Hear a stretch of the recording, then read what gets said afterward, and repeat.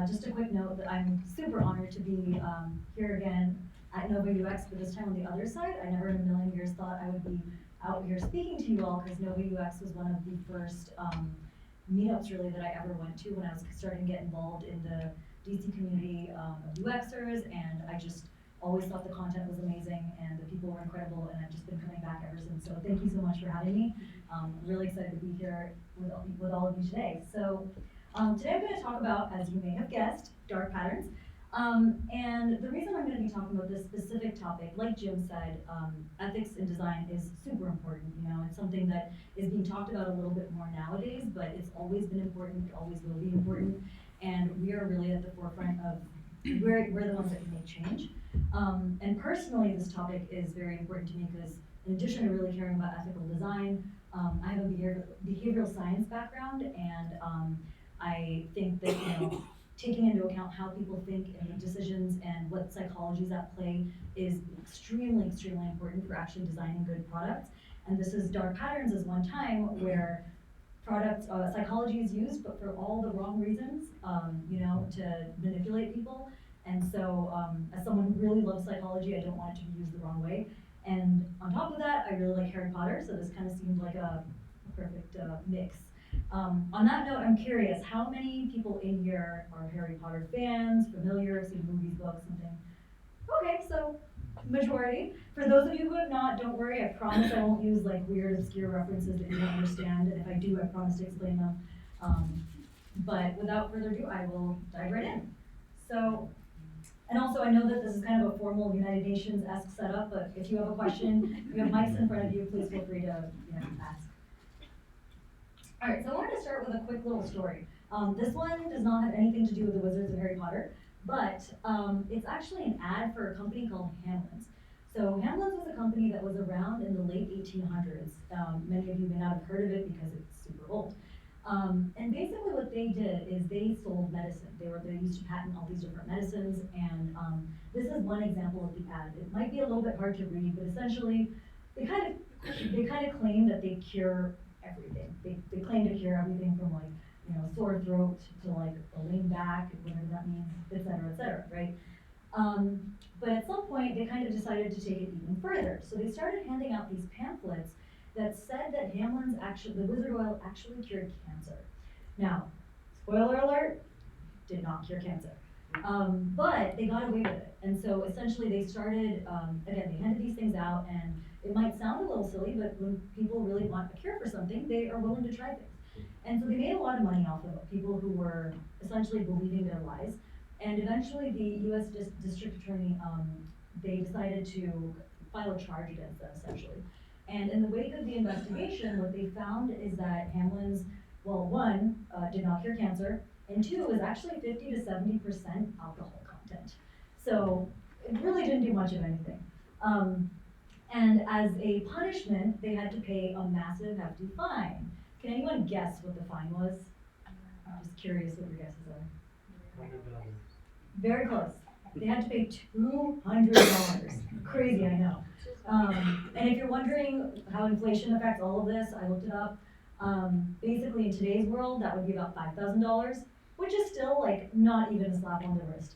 And the reason I'm telling you this story is just to say that there was a time when like medicine wasn't even really regulated, right? And people could say whatever they wanted. It didn't have to have any actual impact.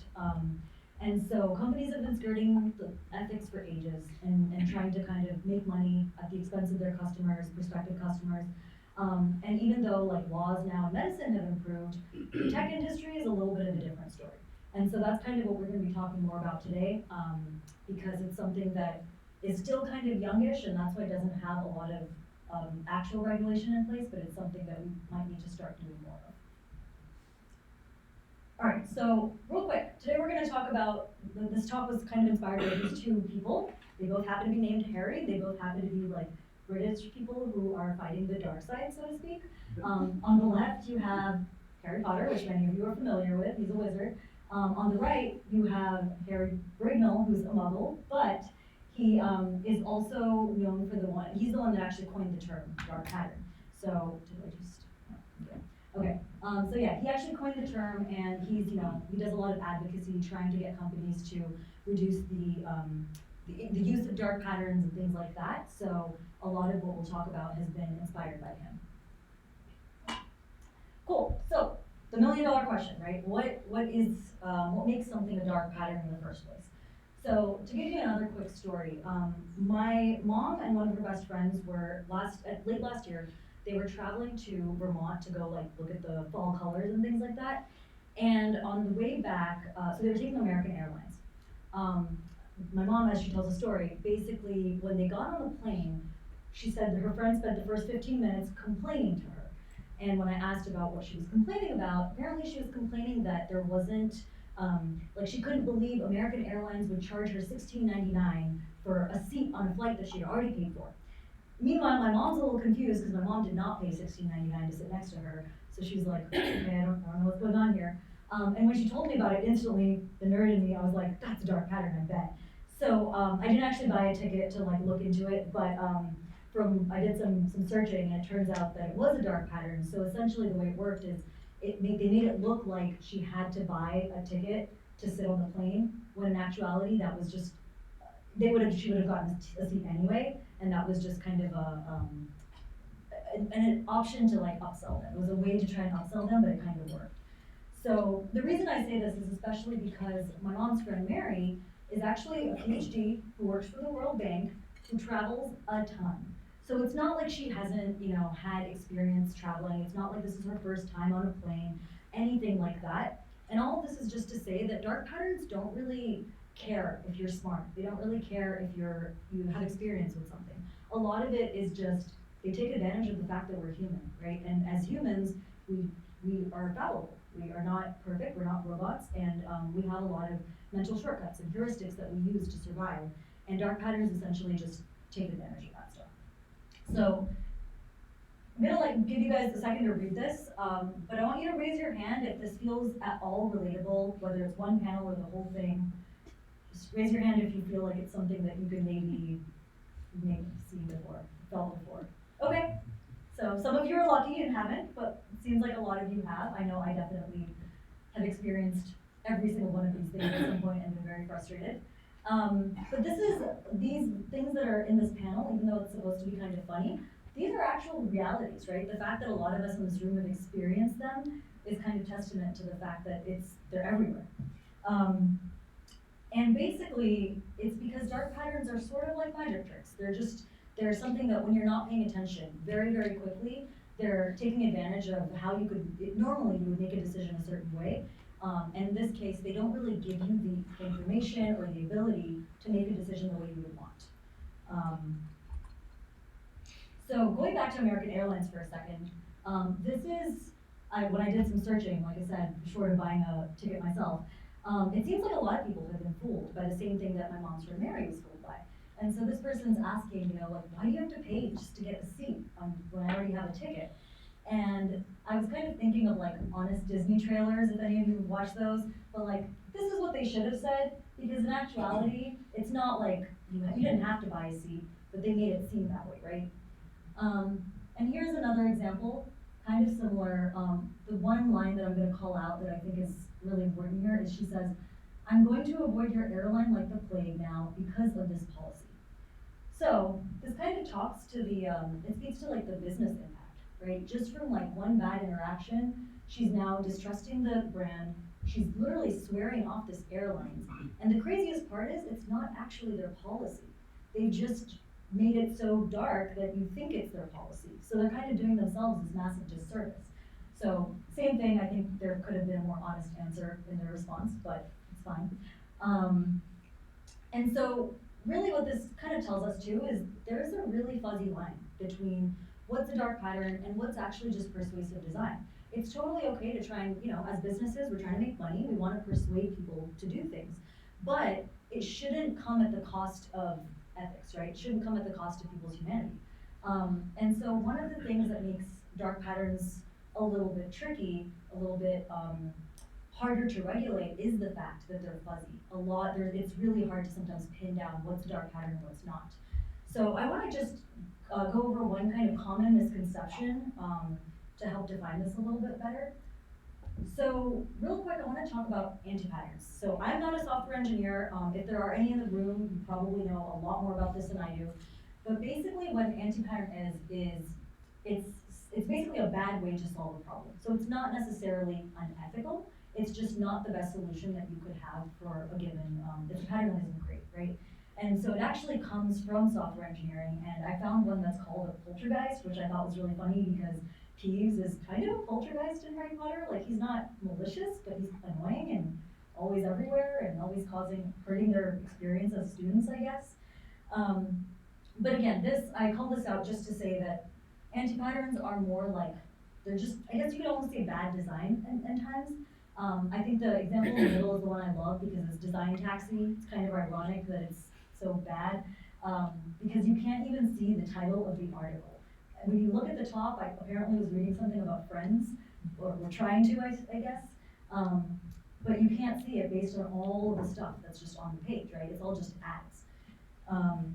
But it's a little bit different from a dark pattern because all of these things still apply, but a dark pattern adds to that because there's malintent, right? There's an actual, you're putting shareholder value, so to speak, above user value or customer value, and you're doing so knowing that you're tricking someone. So it's not just functionally or aesthetically bothersome, there's actual potential to do harm. And a lot of times, we think of these things as kind of minor, but depending on someone's situation, depending on what it is that the dark pattern is for, it could actually have some pretty crazy consequences, and I'll show you some examples of that later. Alright, so one of the ways I sometimes think of it is kind of like, if you're feeling like a little bit gaslighted by the interface, there's a high chance that's a dark pattern. If you interact with something and afterwards you feel shitty, or you feel a little bit like cheated, or like you fell for something, or you're indignant, or you're guilt-tripped, all of these things are not really, they're not pleasant feelings, and that's not how you should feel after interacting with something online. So there are a ton of different types of dark patterns. We could spend like easily an hour here just going through all of these different ones. I'm not going to do that today, but I did want to call out that there are a lot of different types because there's a tons of ways that you can take psychological tricks and basically flip them to your advantage. And the reason the colors are different, just so you know, is the white those come from Harry Brignull's framework. So again, he's the kind of founder of dark patterns. And these are the ones this is what he named them, and on his website, you can see he identifies like what each of these means. So if you're interested, you can definitely look into that. And then the ones in green are by another researcher by the name of Colin Gray. And so those are his 5 what he calls dark strategies, and this is a more recent paper. But the bottom line is, there's a ton of different ways you can do this. A lot of times, dark patterns will actually remix these things, so it's not just one. They'll sometimes use like 3 different tactics in one dark pattern and make it kind of a monster dark pattern. So again, we won't go into all the details, but the bottom line is there are a lot of different types. And then there was a study actually done, kind of hot off the presses. It was done last November, or published last November, where some researchers at Princeton actually did they published findings about a crawl of 11,000 websites, shopping websites online. And what they found was that about 11% of them, so that's like 1 out of every 10 websites that you interact with, had a dark pattern.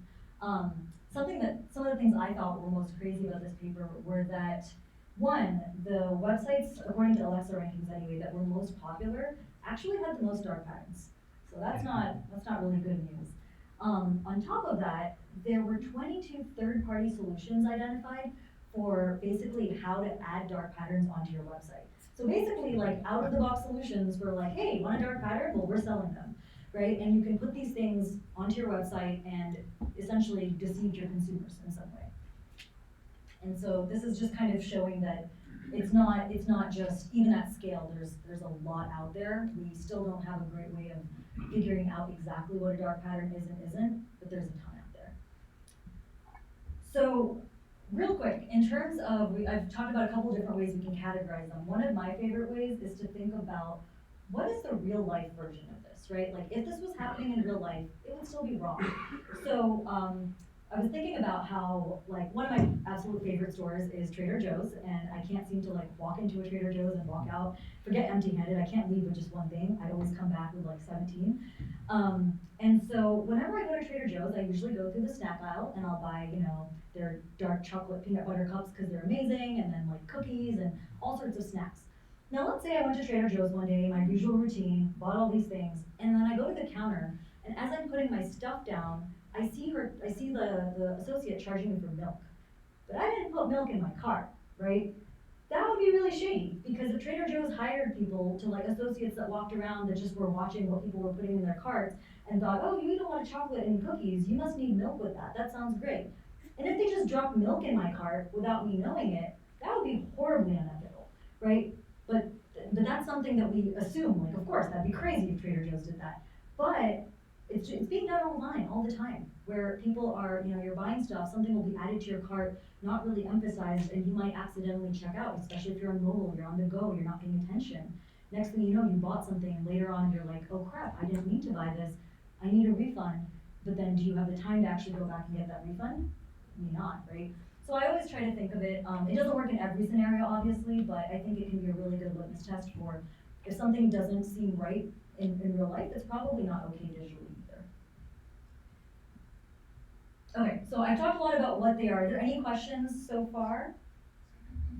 No? Okay, I'm gonna keep going then. So then it kind of begs the question, like, why do they work so well? Obviously they work well, and that's why people are using them, but what is it that they do? So the biggest thing, which I kind of alluded to earlier, is that they really use our human nature against us. We're fallible, we have these mental shortcuts that we use just so that we can survive, because if we didn't, we would have information overload all the time. And so basically dark patterns make it just very difficult for us to, it's hard to overcome because we're human and that's how our brains work. So when I was looking at those, you know, the slide where I showed you all the different types of dark patterns and things like that, I was trying to get a sense of like, what is the crux? Like, what are the core things that they tend to take advantage of? And the way I kind of think about it is they tend to either take advantage of one of these three things, and obviously there's exceptions, but generally speaking, our attention, the fact that it's limited, the fact that we don't read every single thing, right, that's in front of us, the fact that we sometimes are lazy, right? We are often trying to just find the easiest way to get somewhere, or we take the path of least resistance. And also, we like to fit in. When we see people do stuff, we're social animals, we often want to do the same things. So things like that can really play a part in this. And so to kind of go back a little bit to the point of the lines being fuzzy, last summer, my friend and I were actually in Lisbon, and it was a beautiful city, I absolutely loved it. But one of the things that we did not love was we went to this like restaurant in a pretty touristy area, and we noticed that there were, you know, we sat down to eat and everything, and while we were waiting to order, our waitress brought us like, there was like olives and bread, and, you know, just a bunch of little appetizer looking things. And so we started eating them. Well, it turns out that that is actually not free, and that's a pretty common practice in Lisbon. So in that situation, the part that's like arguably in the rest of Lisbon, if that's something that people who live there know about, it's not really a dark pattern. But putting it in a tourist area where you know tourists don't know this kind of stuff, you can tell that we're American, you can tell that we're not from around here, and we were obviously like feeling duped at the end. That arguably could be a little bit of a dark pattern because you're taking advantage of someone's ignorance, you're taking advantage of someone not knowing better. So anyway, so there's, again, a lot of different ways that it can kind of shake out, but these are sort of the ones that tend to be the most common. Can I ask a quick question? What's FOMO? Sorry, where does this come Right. from? Okay, I see. FOMO, I'm not familiar with that. Sorry, say that again. FOMO. Oh, sorry, fear of missing out. I should have spelled that out, yes, fear of missing out. So we like to be where everyone, you know, where everyone is. And I'll show you some good examples of FOMO later on. And then the next one is basically, you know, we recognize patterns in muscle memory. So think about, let's say, the bathroom at work, right? You probably know where the bathroom at work is. You probably know which side, like, men's and women's is. So I know for me, like, I know I walk straight, and then as soon as I take a left, I immediately take a right. I never actually read the sign. So I don't check every day whether that's still the women's bathroom. I just kind of assume it is and I walk in, right? But what dark patterns do, a lot of them rely on kind of the switcheroo, where it might be, you're always pressing a certain button to say yes, and then all of a sudden on one screen, you're pressing the same colored button to say no. And it's always at a very convenient time when they're trying to get some money from you. So that's another way of kind of thinking about how unethical it is, and you're just, again, you're literally trying to do people by tricking them. And so here's a couple of examples of that. So on the left, can anyone spot what might be the dark pattern here? It's kind of a minor example, but I still thought it was worth mentioning. Yep, go for it. It says to unsubscribe, please follow the link. Mhm. I didn't see a link. Exactly. So they say it's small text, but they say to unsubscribe, please follow the link. But exactly, there's no actual, like, where's the link, right? So it turns out the link is actually the word link, but we're used to having some sort of underline with a link, some sort of affordance, some sort of way for us to know that, hey, this is a link. But they very conveniently included the option so that technically they're covered, but in actuality, most people are gonna be confused and not even bother clicking on the link because it doesn't look like a link, right? So they're taking advantage of a pattern that we've established, a pattern that's been established, a pattern that we think we know, and switching it up. Now on the right, another similar situation where we're used to, if something is grayed out that way, that's a design pattern that we typically recognize as something not being available.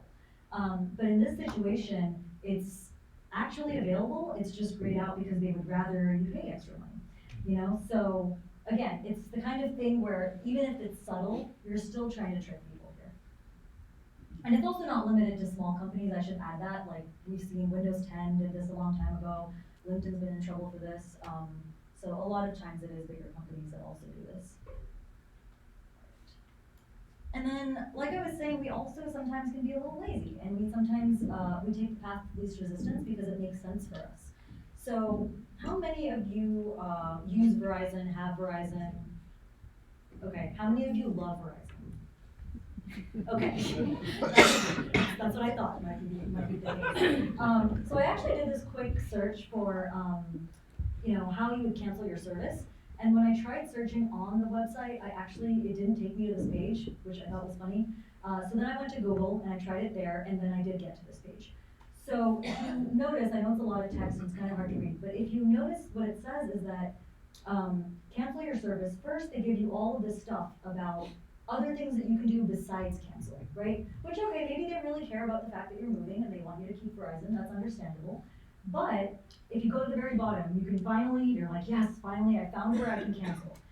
But when you read it, it says, if you'd still like to cancel, there's a little bit of guilt there, give us a call Monday through Friday from 8 to 6 p.m. Eastern. And then there's a number. So you can't actually cancel online, you have to call them. That's something they could have put at the top, they could have put anywhere else, but they're trying to make it really difficult for you to actually, cancel. The other thing to note here is that Monday through Friday, 8 to 6 p.m., that's very limiting. So for someone who's a shift worker and doesn't have a chance maybe to leave between those hours to cancel the Verizon service that they really don't want, what are they supposed to do, right? So it's also very uninclusive, and dark patterns tend to be that way. They tend to be inaccessible, non-inclusive, and they kind of tack on the unethical aspects. So that's another example of how companies will try to make unsubscribing really, really difficult, like that newsletter, that email marketing newsletter thing. It's super common, and the more companies that do it, the more companies start to think they can get away with it. All right, and then finally, I had mentioned FOMO, fear of missing out. People don't really like to miss out, so if you see a really good deal, you usually want to get that deal, especially if you think that it's gonna go away. If something is limited, if you see a bunch of your friends doing something, a lot of times you think it might be something good and you wanna do it as well. So these are just some kind of silly examples, they're not super egregious, but I think they're trying to be funny, but really it's not really nice to have someone click, I'm a bad person, or in this case, someone's actually really, really horribly not doing well health-wise. Shouldn't make them feel like they should bleed to death because they don't want your notifications, right? They probably have other priorities in that moment. So, for some good news, the good news is that I think things are getting a little bit better from the standpoint of more and more people are starting to become a little bit desensitized, right? We're seeing these things so often, so many different places, that we're starting to catch on to the fact that they exist and what they mean. So there was a study done by a British consultancy with like a survey of like 2,000 British adults, and one of the things that they found was that 2/3 of people recognize these kinds of things, like scarcity and social proof, you know, when someone's saying 600 other people are doing this thing. They recognize those as sales tactics, and half the people surveyed felt that, that they wouldn't trust the company as much as a result of those things. So even though dark patterns are maybe helping make the sale, if they're losing that trust in the long run, it may not be worth it, and most times it is not worth it. And this is kind of just consistent with consumers pushing back, and nobody likes to kind of be forced to do anything. So this was an example that I really enjoyed. I'll give you guys a second to kind of read through it. But basically she's trying to book a flight, sees this number, 38 people are looking at this flight, decides to look at the code, and as it turns out, it's a random notification, right? It's a random number that's put in there. So if she refreshed it 10 seconds later, it may not say 38 anymore. So again, this is where, once again, we're skirting that line between upselling is okay, trying to convince people, being persuasive is fine, but doing it by lying to them, that's probably not fine. In fact, it's definitely not fine. Another example of that, which is like, this must be a really popular item. So I guess the devs weren't very creative with their naming, but it's, yeah. So that's the good news. People are starting to spread this kind of awareness, and if you're curious and you see one of these things now, you know, you can go into inspect and find out if it's fake or not. But the bottom line is it's all still horribly unethical, right? Okay, so then if that's the case, this is all so bad, why are people using it? And the answer, as you might have guessed, is very simple. Money, right? Businesses are in the business of literally just making money. And so dark patterns are often a really good way to do that. They boost conversions. If you have quarterly goals, they tend to be really good in the short run. They, you know, whether it's signups or sales goals, whatever it is, a dark pattern really generally will increase your numbers, because if you fool enough people into doing something, your numbers will go up. But what ends up happening is in the long run, that doesn't usually last. And so that's one of the main reason is just it makes money. Another reason is it really isn't much, like we talked about, there isn't much regulation yet. You know, we're kind of in the era of like the Hamlins from back in the day. And part of the reason there isn't regulation is because of that fuzzy line. It's really difficult to tell. Like in SEO, they have white hat, black hat, right? But they have ways right now of, they can kind of, you can crawl a website and figure out what's white hat and black hat. With dark patterns, there's so much nuance there, and there's so much about the user's intent that it's really difficult to nail down whether or not something is actually dark, because each person is a little bit different and things like that. And they also typically tend to thrive in more like metrics-driven environments where, you know, sales and kind of signups, et cetera, are prioritized over all else. And usually what ends up happening too is places where dark patterns are very prominent have more of like an optimization culture and less of a focus on actual experience. And so that ends up obviously in the long run hurting the experience. Okay, so then why should businesses get rid of them if they help them make so much money, right? Well, there's actually several reasons. You can probably guess the first one. It's just good business. It's be ethical, right? It almost goes without saying, but sometimes it needs to be said. So it is the right thing to do. So that's, I think, the most important reason number one. Unfortunately, sometimes the conversation doesn't end there. Sometimes that's not enough to kind of get people on board. And so, I mean, one thing to also remind people of is the fact that it's really hard to recover from this kind of thing, right? Like the fact that the second you read this tweet, you know exactly what instances are being talked about for the most part. Once you've branded yourself as sort of a company that doesn't care about ethics, it becomes really hard to backtrack from that image. So it's often not worth it from that standpoint either. And then there can also be legal and financial consequences. So like I talked about earlier, we don't really have a ton of laws in place yet, and you know, it's not really like we can do much and regulate extensively, but that kind of thing hopefully will be changing down the road. So anyone here familiar with GDPR GDPR? Okay, the Detour Act? Okay, I'll talk about both briefly. So basically GDPR is, it's in the EU, it's essentially, it helps consumers with, it protects their like privacy and security. And so companies have to go by GDPR regulations, which is something that does not happen in the States right now. And that's why if you go to a lot of sites like the European site, you'll notice that there will be a lot clearer like cookie policies, there's an actual option to like say no to this kind of thing. Whereas here, usually the only option is I accept, right? And then you just accept and then you go about your day and then you know that you've given everyone all your data. The Detour Act is actually really interesting. So it's something that Senator Warner from Virginia and another senator from Nebraska actually co-authored a bill last year that was supposed to essentially help regulate dark patterns a little bit. In fact, they even take note of the phrase dark patterns in their bill. It's only kind of pertaining to experiences that affect those who are under 13 or under, and sites with 100 billion monthly active users. So the scope is somewhat limited, but the fact that this even is a bill is awesome. The fact that there is something happening in the direction of like, this stuff is unethical, this shouldn't continue, and we need to do something about it is, I think, a really good step in the right direction. And I think over time, like in any industry, there will be more regulation and laws will continue to change. And that's just, if the ethics isn't enough of a reason, this should be another argument that you can definitely make for why it's not okay. And like we talked about, there's also like the brand impact piece.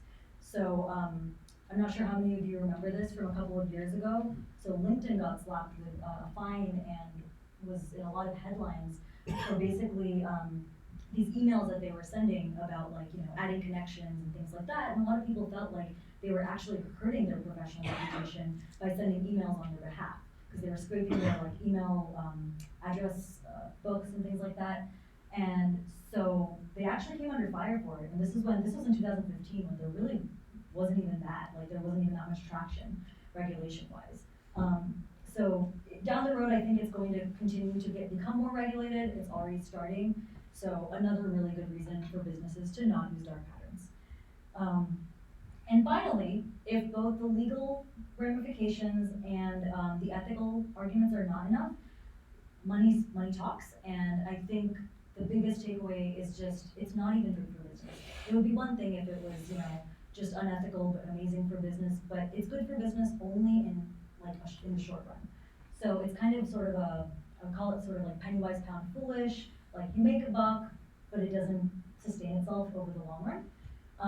And it's kind of the snake oil salesman, so to speak, of like digital strategy. Like you can do it, but it's not good for your business. So basically, I think companies tend to think that like dark patterns and using these things are gonna make them rich.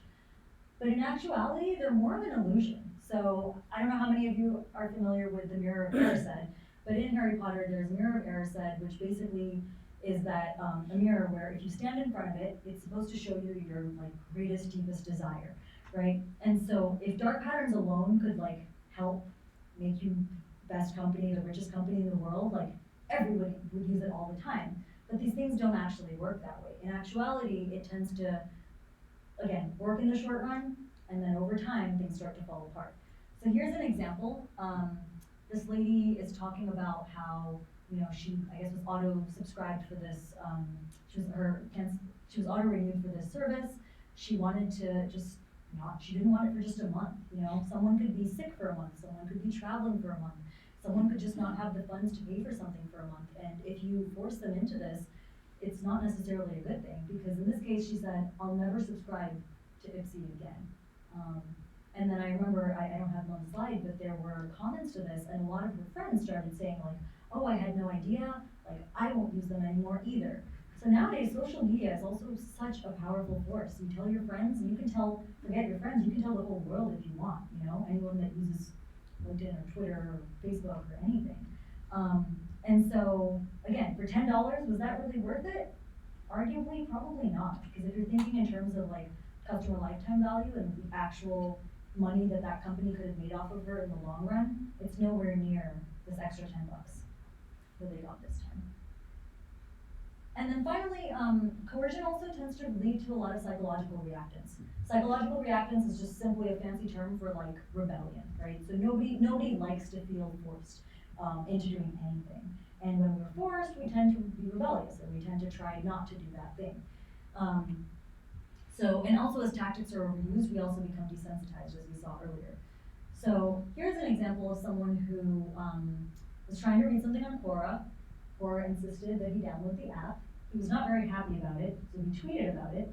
And after they didn't respond, he actually responded again and said, okay, no answer is also an answer. I terminated my account today. So, and actually I saw a bunch of these online for Quora specifically, so I think this specific pattern is probably causing a lot of grief for a lot of people, and they're just shutting down accounts out of annoyance or, the psychological reactance. What's the pattern? People can't see it. Oh, sorry. So basically, he's trying to read the answers to a question, but then this pop-up comes up and it says, I can't read it from here. It basically says, the options are download the free app or I already have the app. Those are your only options. So either you have it or you're about to have it. There's no in between. And that's why he felt very bullied and kind of pushed into it. And so that's not generally a good way to go. This is sort of similar, coming back to American Airlines, which there seems to be so much love for on the internet. And this lady's pretty much saying, if you read the bottom, I really liked, well, not really liked, but I thought it was poignant what she said, where she said, I'm never flying with American Air again. I prefer an airline that treats me like a customer and not an ATM, which I think all of us can probably, understand that sentiment.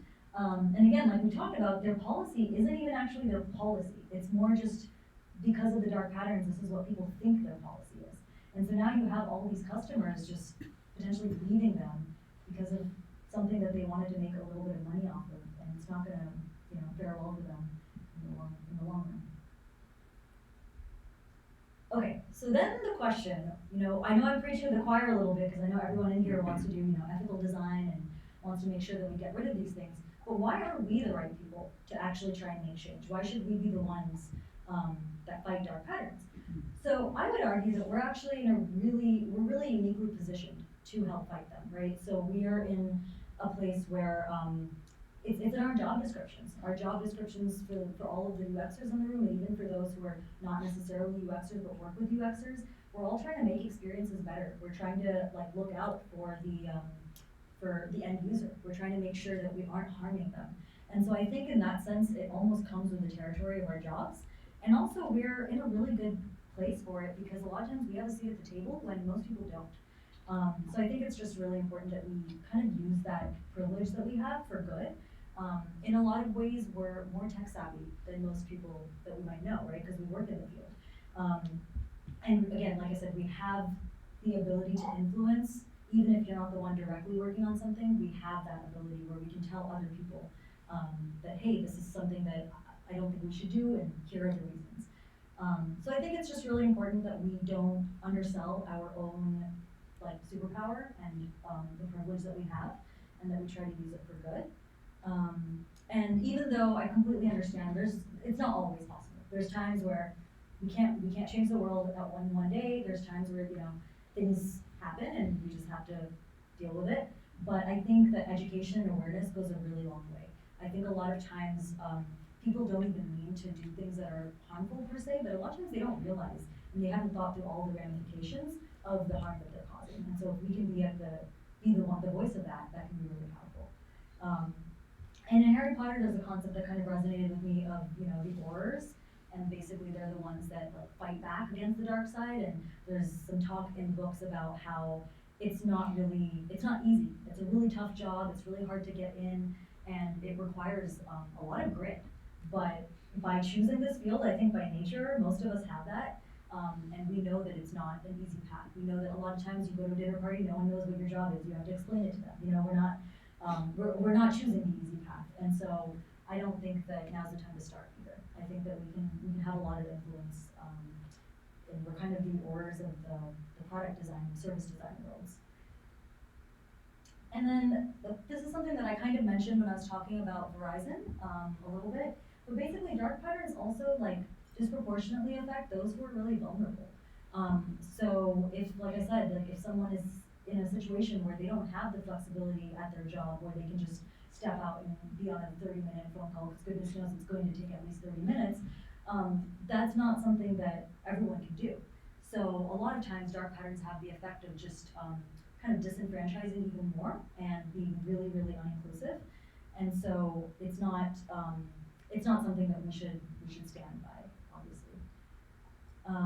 Here's an example that I'll give you guys a second to read it, that I thought was kind of poignant as well. So for those in the back, in case you can't read it, just to summarize, essentially there's someone who, his mom was starting to get upset because like all of her money in her Apple account was just, in her iTunes account was just going away, and she couldn't figure out why. And it turns out, you know, when he checked the subscriptions, she was subscribed to this coloring app that she had gotten because her grandson wanted to color, and she was being a good grandma. Well, she thought that by deleting the app, she had gotten rid of the subscription, and it was just a one-time thing. One thing I want to call out, it's really hard to see the number here, but Colorify Plus, whatever it says, is $14.49 for a week. If you multiply that by 52, it's almost $800. I'm too cheap to pay for like a 99-cent app usually, so the idea of paying $800 a year for an app is mind-blowing. And obviously I don't think it's that amazing of a coloring app that it's worth nearly $1,000, but that's what they're doing. They're taking advantage of the fact that a lot of times kids have a phone and they're, you know, signing up for something. They're showing it to grandma, asking grandma, can I play this game? And that's what's happening. And so if it weren't for the fact, and he's a developer, if it weren't for the fact that he was looking into this and kind of dug in and realized like, oh, this is what's going on. All your money's going to this coloring app that you thought you deleted, right? It's super unethical. And this is just one of many examples. There's, if you think about, like if, for instance, in countries where poverty is far more rampant, a lot of times, like, you can buy a cell phone maybe for 20 bucks, right? You can buy a smartphone for about 20 bucks, and a lot of times you don't have the education or the tech savviness to really know anything else about that. So you're using things, and you might be in this situation, and you don't even have the money for it, you have no idea what's happening. So a lot of times people do think that by simply deleting an app, you're getting rid of subscription, when that's not really the case. So again, it really does, dark patterns really do have, they even affect all of us. I'm sure everyone in this room that's ever interacted with one, we get upset, we get mad.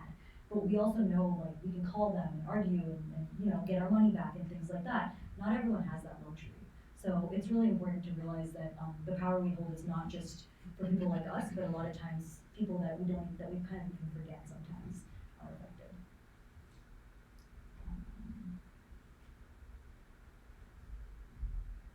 All right, so just to kind of wrap up here, what can we actually do to help get rid of them? So I've talked a little bit about, you know, the ethical argument, the legal argument, the business case, but what are some sort of more tactical things?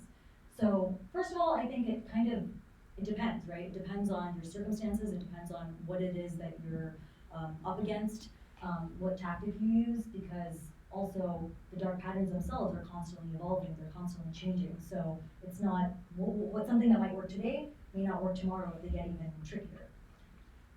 But I think one of the easiest things that we can do is call them out.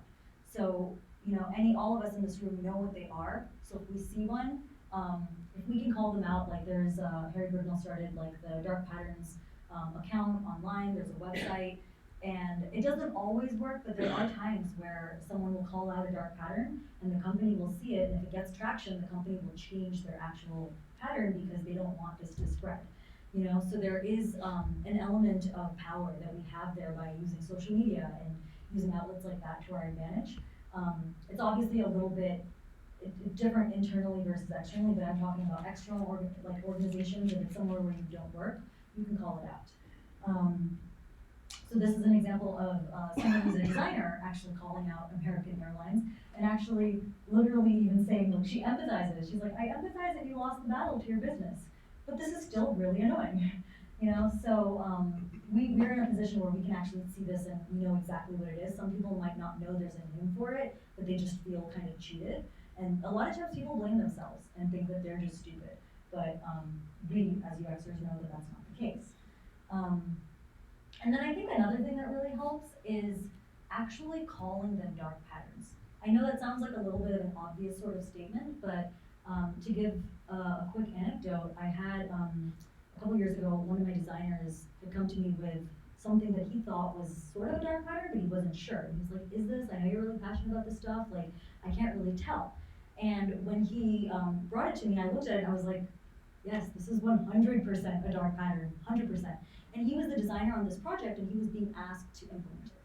And so one of the things that, you know, like my advice to him was like, you need to tell them, you need to use the term dark pattern, because if you just go to a meeting and say, hey, this is unethical, hey, we shouldn't do this, they might just say, oh, well, it's just one designer's opinion, right? But the second you use the term and you say, this is a dark pattern and this is something that like, they're starting to like crack down on legally, and it's, you know, all of these things, suddenly it gives it power. So I think not underestimating the power of using the actual term is one small step that we can take in the direction.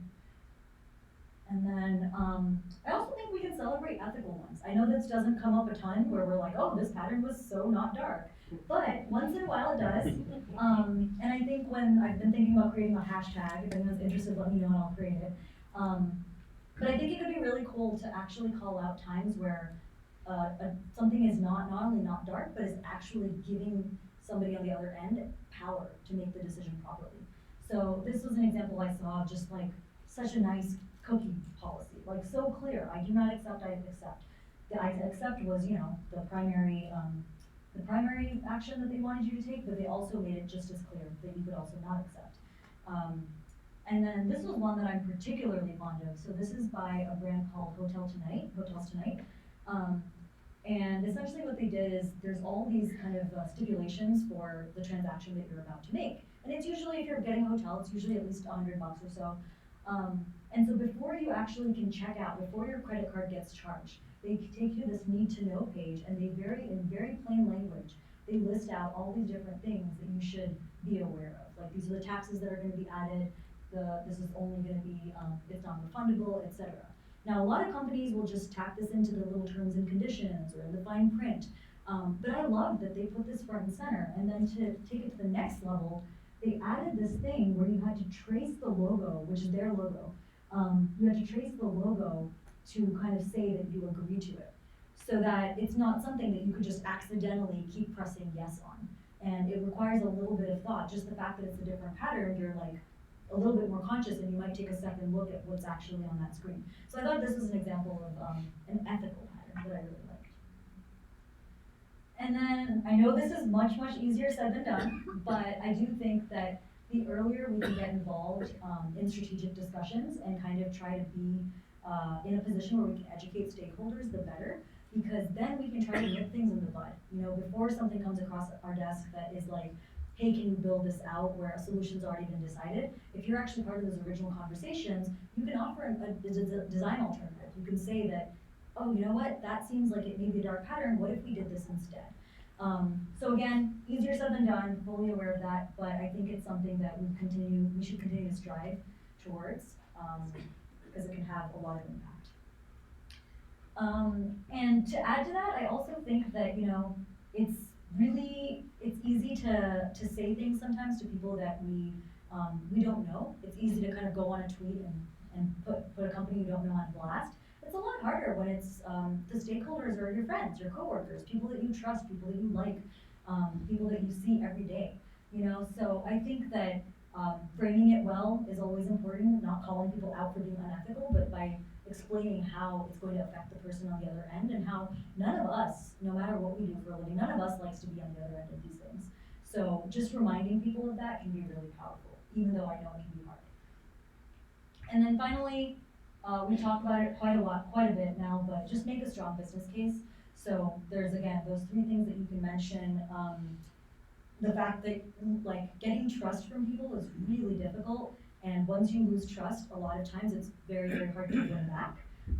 And so making sure that we're not making small decisions that just make us an extra buck at the cost of our entire brand. That's also something to really keep in mind. And then these are just some kind of quick tips and tricks in terms of like things that I actually think you can do in a very tactical way. So at the top I have, that's just like customer lifetime value is greater than average order value. That's just something that I found to be really helpful when I'm talking to business stakeholders, to talk them through it in terms that they care about, in terms that they understand. So average order value is, how much you're getting in one particular sale. But if I can make the argument that you might get $50 in this one sale, but if you didn't upsell them with a dark pattern and they didn't get upset, they might not ask for a refund later, and they might come back and keep spending $30 or $40 or whatever it is again and again. So that's one thing that I think can help in how you frame the discussion. I also really like to dig up online reviews. If you go to consumeraffairs.com, if you go to Google, if you go to Yelp, if you go to pretty much anywhere that pertains to whatever product or service you're talking about, a lot of times when there's a dark pattern, there will be angry people because people feel cheated. And those angry people will use terms like scam, I feel cheated, fraud, all of these things. But I think that if you can kind of scrape the internet for this kind of information, it can build a really strong business case for, hey, people are saying these not great things about us, and we're obviously not scam artists, and we're obviously not trying to trick them. So if this particular flow is causing this problem, maybe we should go back and revisit the flow. So that's something that's worked for me in the past. I also think you can conduct research, so if there's time, like sometimes it can be really helpful to just do a quick heuristic evaluation of your own products, just to do kind of a check-in, just do a quick audit on, is there anything here that's changed that may be dark? Or even looking into, if you're seeing a lot of people struggle at a certain point, and if you're seeing, and this is where I think the customer support teams are really important, if you can do research and combine it with what your customer service folks are saying, that can be one of the best ways to find where dark patterns are. So what I like to do is actually talk to the folks in charge of refunds and talk to them about okay, well, so tell me more about why were people calling in for refunds? What exactly did they want refunds on? Which flow was this? The more you can find out about that, usually it will lead back, not always, but a lot of times it will lead back to something that was either confusing, in which case you just got some free UX research, you just literally learned something about your product that you can go back and fix, or you'll find out that there was maybe a dark pattern somewhere that you can then try to tackle and make the argument for removing. And then finally, cautionary tales, something like LinkedIn. Recently we had, on the accessibility front, there was the Domino's lawsuit, right? So just knowing that happened suddenly has made a lot of businesses a little bit more on edge, like, oh, this is something that we should care about now. So sometimes that kind of thing can also work really well. And that's basically it. So I just, you're all wizards, you all have this superpower. Everyone here makes magic in some way or another. And I think that whatever we build, what we build, it's important to build great things, but it's also important to think about how people are feeling about the things that we build. So with that, just, share your magic, and thank you for being here.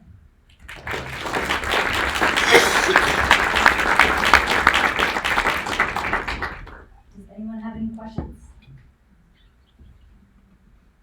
I have a comment about the Verizon piece, just to let people know that I went to council about a year ago, but before I did, I went to Cox and got a quote. And when you call that number, it's a retention specialist to try to keep you there. And so what they did is they gave me $90 off for 2 years to stay.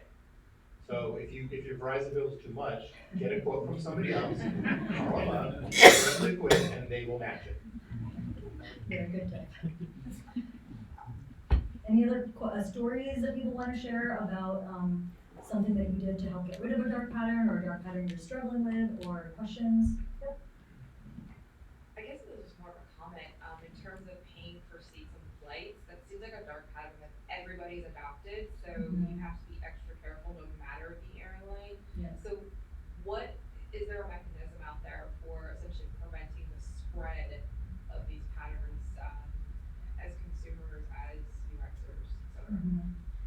Yeah, I think that's kind of the tricky part, especially when big companies start to do things that feel dark patterny. It kind of gives license in some ways for copycats, and then at some level it becomes really tricky.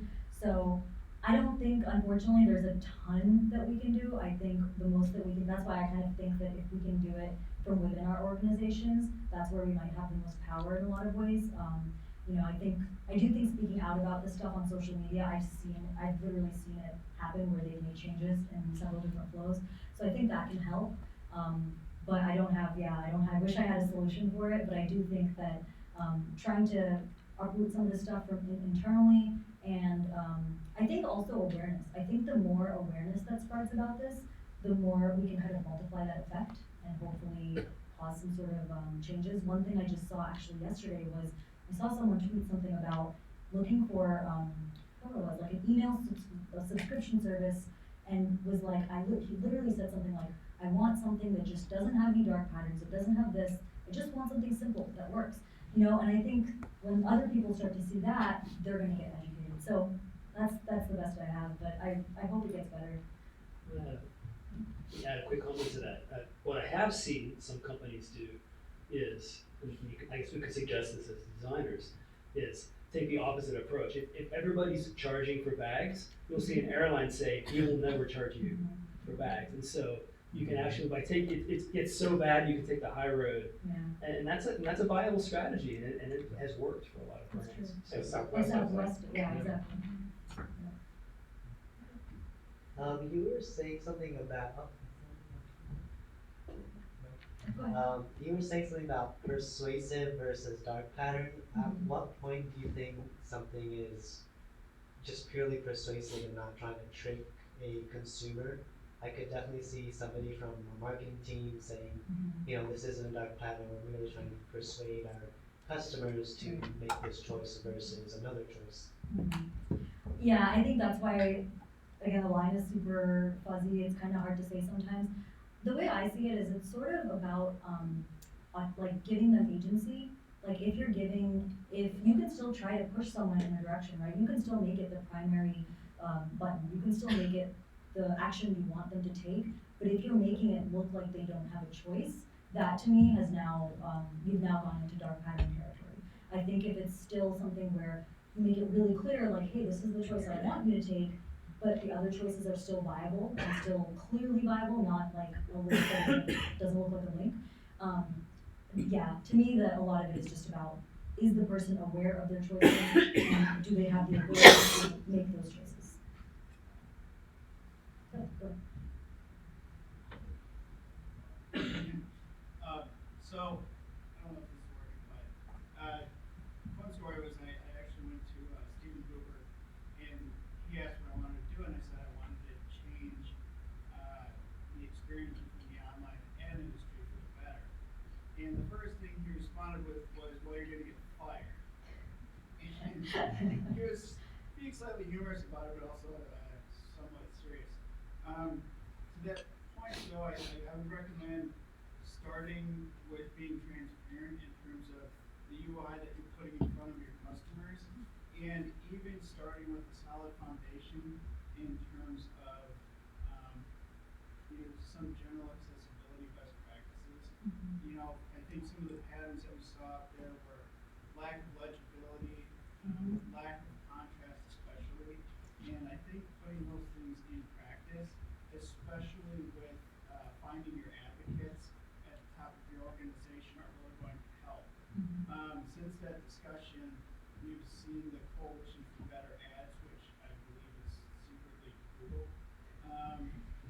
But those are the types of things that I would say is just continue to focus on advocacy and finding the right people to start with. Yeah, no, I 100% agree. I think finding allies, especially to your point, like higher up in the organization, that will take you really a lot further. Yeah, I agree. And speaking of Google, there's actually been, I'm not sure if you guys saw recently, but you know how Google redid their homepage, and now there's the ads look a lot like the actual listings. There's a lot of press that's come out in just the last couple of days saying that like, this looks like a dark pattern from one of the biggest tech giant in the world. So no one's immune, I guess.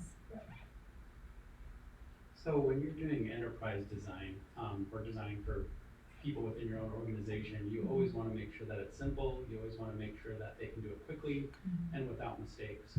So what are your thoughts about why companies differentiate between making it simple and easy for their internal employees versus using those patterns externally?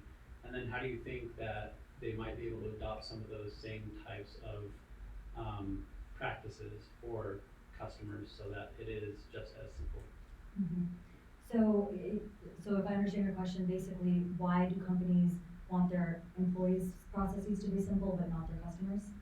Yeah, so I think because the employees, they're paying the employees versus the customers are paying them. I think, at the end of the day, I do think it comes down to just, they're trying to increase shareholder value, and so with employees, if they make the processes simple, they're essentially also then making more money, because the less time that employees spend struggling with an interface, the more efficient they're gonna be, and then the more, hopefully, the more efficient they are, the more money they can make the company.